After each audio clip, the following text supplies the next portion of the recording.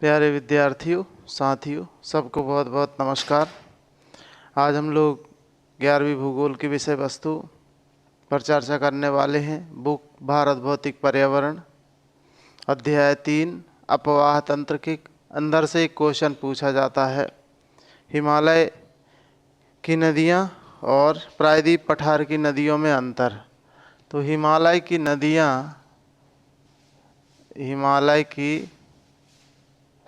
नदियाँ या फिर पूछा जाएगा उत्तर भारत की नदियाँ, और दूसरा जो है कहलाती हैं प्रायद्वीप की नदियों में अंतर। प्रायद्वीप के पठार की नदियाँ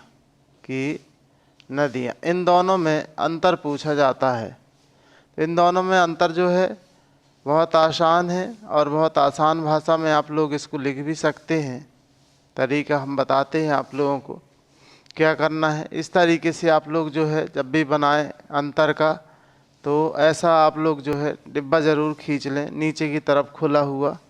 और ये क्या करेंगे आप लोग, फिर बाद में इसको जब पूरा कर लेंगे तो इसको क्लोज करेंगे।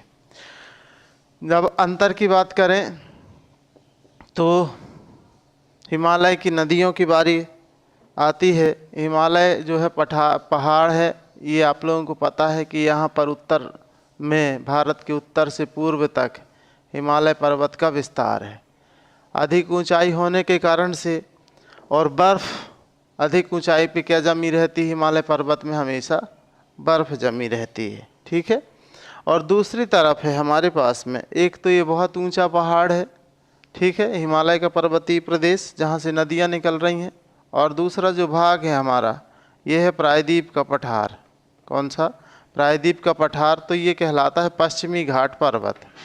पश्चिमी घाट पर्वत का जो हिस्सा है, इस तरफ से नदियाँ जो है आगे की तरफ में बढ़ती हैं। ठीक है। अब यहाँ पर जो अंतर है, इन दोनों में ही अंतर है। यहाँ पर प्रायद्वीप का पठार है, ये नीचे की तरफ में, यहाँ जो नदियाँ बहती हैं उसमें, और जो उत्तर भारत के मैदान की नदियाँ हैं उसमें अंतर हमें समझना है। ठीक है।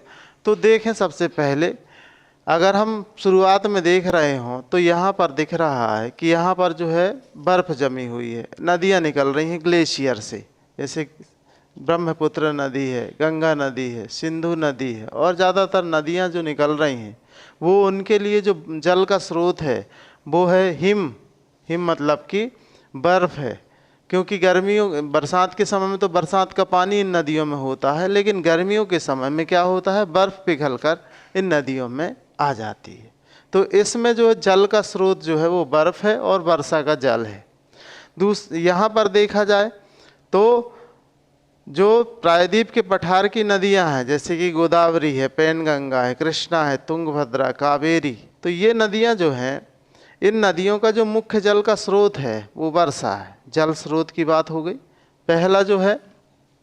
पहला हिमालय की नदियों का क्या क्या स्रोत है? हिम और वर्षा। आप कैसे लिखेंगे? हिमालय की नदियों में जल का स्रोत हिम और नदियां हैं, या हिमालय से निकलने वाली नदियां क्या होती हैं? सदावाहिनी होती हैं। दूसरा अंतर लिख लीजिएगा, इसी से संबंधित है। हिमालय से निकलने वाली नदियां कैसी होती हैं? सदावाहिनी होती हैं। और प्रायद्वीप के पठार से निकलने वाली नदियां मौसमी होती हैं।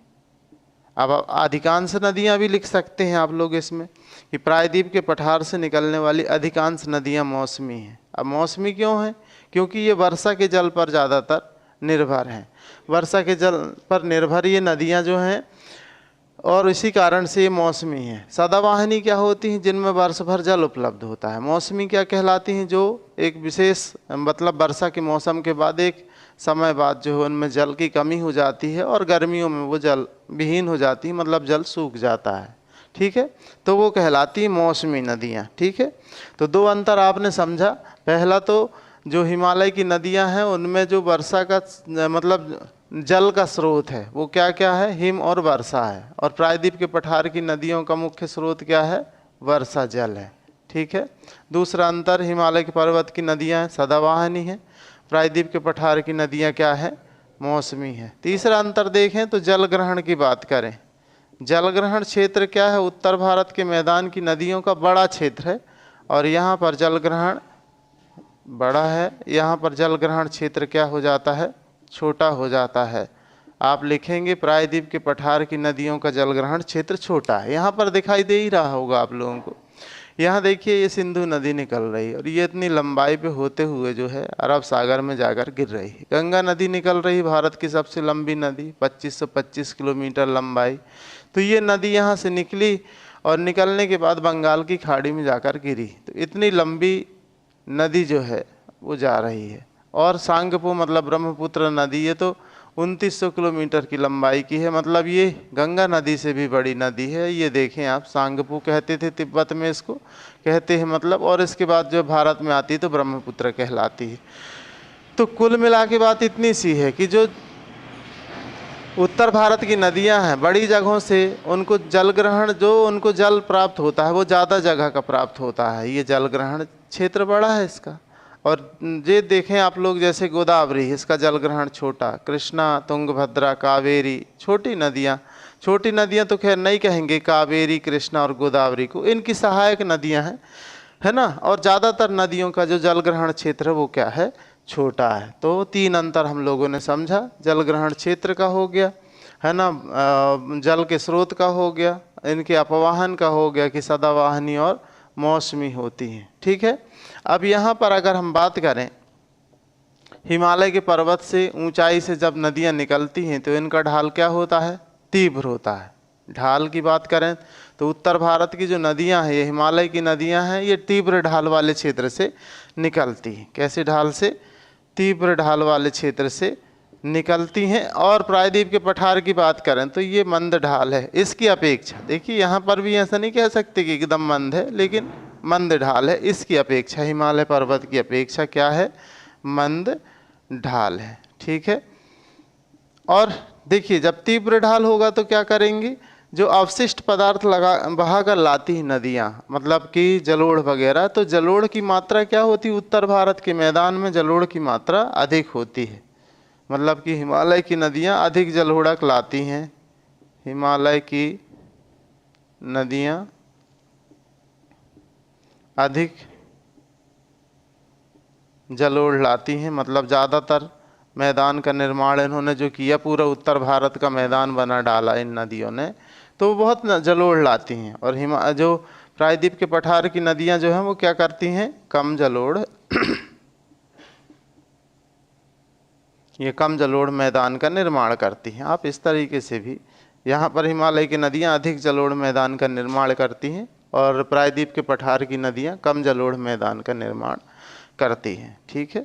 इसके बाद अगर हम देखें तो बाढ़ की बात करें, बाढ़ जो होती है वो उत्तर भारत के मैदान पे आने की ज़्यादा संभावना रहती है। हिमालय की जो नदियाँ हैं अधिक बाढ़ लाती हैं, मतलब इनके कारण से अधिक बाढ़ अधिक आती है।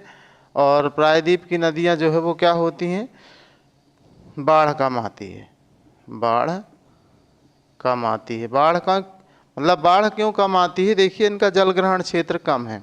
जल ग्रहण क्षेत्र कम होने के कारण से अब होता क्या है, जल ग्रहण क्षेत्र कम है, मंद ढाल है, सीधा जो है कम दूरी तय करके समुद्रों में मिल जाती है। हालांकि अभी कुछ समय पहले केरल में एक बहुत बड़ी त्रासदी हुई, पहाड़ जो है दरक गया, भूस्खलन की घटना हुई, नदी में ज़्यादा पानी आ गया, उसके कारण से 4 गांव बह गए थे। ये बहुत दुख भरी घटना है पूरे देश के लिए। लेकिन सोचने की बात भी है, कुछ विचार करने की, कुछ अनुसंधान करने की, गाँव को बसाने, शहरों को बसाने की प्लानिंग करने की, सरकार की योजनाओं, सरकार को इस ओर ध्यान देना ज़रूरी है कि किस तरीके से जो है बस्तियों का क्या किया जाए, सिस्टम से बसाया जाए। देखिए बाढ़ अधिक आती है हिमालय की नदियों में, मतलब ये जो है जैसे ये क्षेत्र मैदान वाला भाग अब एकदम समतल हो जाता है। हिमालय के पर्वतीय प्रदेश से निकलकर नदियाँ कहाँ पहुँची, मैदान में, और मैदान में जाने के बाद उनका जो ढाल है एकदम क्या हो जाता है, मंद हो जाता है, बिल्कुल मंद हो जाता है मैदान में ढाल। तो इसी कारण से यहाँ पर बाढ़ ज़्यादा आती है। इसी के कारण से कोसी नदी को बिहार का शोक कहते और दामोदर नदी को बंगाल का शोक भी कहा जाता था। एक समय था, अब तो सरकार ने बहुत सारे बांध बना दिए, बहुत अच्छे प्रयास किए, जिसके कारण से ये बाढ़ की समस्या क्या हो गई, समाप्त हो गई। ठीक है। अब लंबाई की बात करें, यहाँ जो उत्तर भारत के मैदान में जो नदियाँ बहती हैं वो उनकी लंबाई क्या होती है, अधिक होती है। जल ग्रहण बड़ा है ना, इसकी वजह से लिख सकते हैं अपन, यहाँ पर भी लिख सकते हैं इसको कि लंबाई अधिक होती है। उत्तर या हिमालय से निकलने वाली नदियों की लंबाई क्या है, अधिक है। और प्रायद्वीप के पठार की जो नदियाँ हैं उनकी लंबाई क्या है, कम है, लंबाई कम है। इसके बाद जो है उदाहरण देख लें। उत्तर भारत के मतलब कि हिमालय पर्वत की जो प्रमुख नदियां हैं वो सिंधु, गंगा, ब्रह्मपुत्र हैं। 3 नाम लिख देंगे आप लोग, सिंधु, गंगा व ब्रह्मपुत्र हैं, ब्रह्मपुत्र हैं। और अगली जो इसकी नदियां देखें तो गोदावरी, कृष्णा, कावेरी। प्रमुख नदियां गोदावरी, गोदावरी, कृष्णा और कावेरी, ये प्रमुख नदियां हैं। ऐसा लिख देंगे आप लोग।